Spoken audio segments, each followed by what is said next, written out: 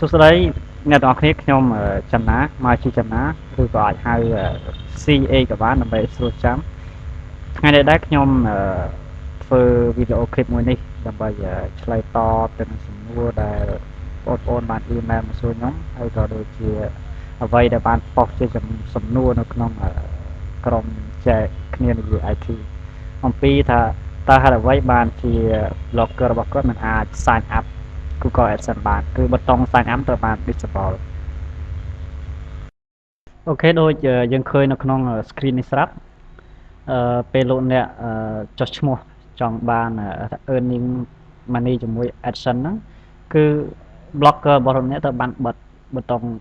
ដូចឃើញស្រាប់នៅក្នុង screen មួយនេះដោយសារតែហេតុផលមួយចំនួនដែល blogger របស់លោកអ្នកមានសមស្របទៅតាមអ្វីដែល Google ចង់បានហេតុផលទាំង lain នោះមានដូចជាប្រហែលជា website របស់លោកអ្នក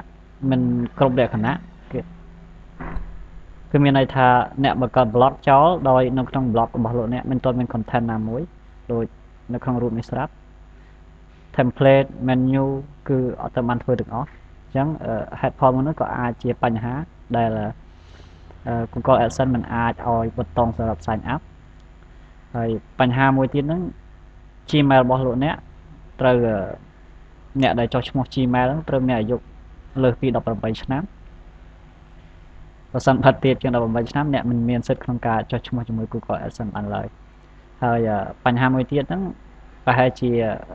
blog របស់លោកអ្នកមិនសមស្របទៅតាមលក្ខន្តិកៈរបស់ Google AdSense ដូចជា blog របស់លោកអ្នកអាចប៉ុស្តិ៍រឿងវីដេអូដូចជាវីដេអូ sex វីដេអូ porn ជាដើមគឺមិនអាចចុះឈ្មោះបានហើយនឹងបញ្ហាមួយទៀតដែលតាក់ទងទៅនឹងអាយុរបស់ blog ធម្មតានៅប្រទេសមួយចំនួនដូចជាអាមេរិកដូចជាប៉ែកអឺរ៉ុបគឺងាយស្រួលក្នុងការចុះ Google AdSense គឺសឹងថាបង្កើត blog ភ្លាមគឺ register បានភ្លាមប៉ុន្តែដោយឡែកនៅក្នុងប្រទេសមួយចំនួនដូចជាប្រទេសចិនប្រទេសឥណ្ឌាត្រូវបាន Google តម្រូវឲ្យ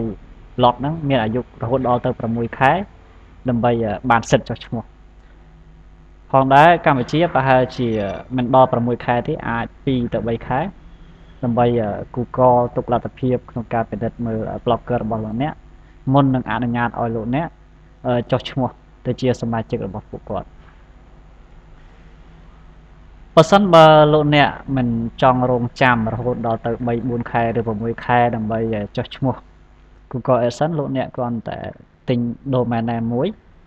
គឺមានន័យថាយើងឈប់ប្រើ subdomain របស់ Google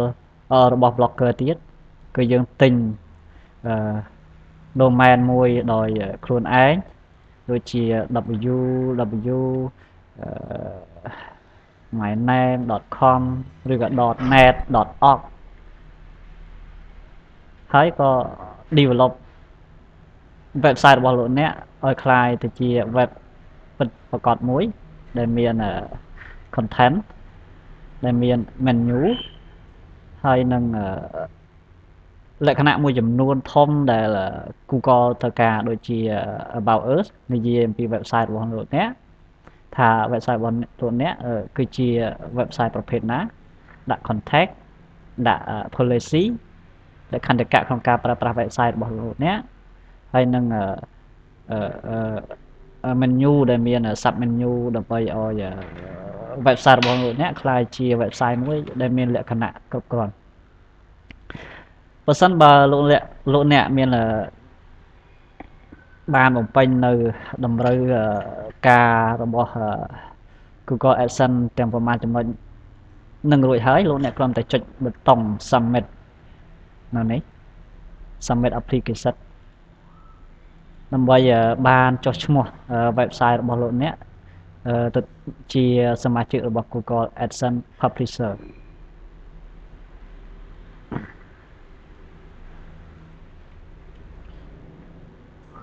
ដូចនៅ screen មួយនេះគឺពេលហ្នឹងលោកអ្នកគ្រាន់តែដាក់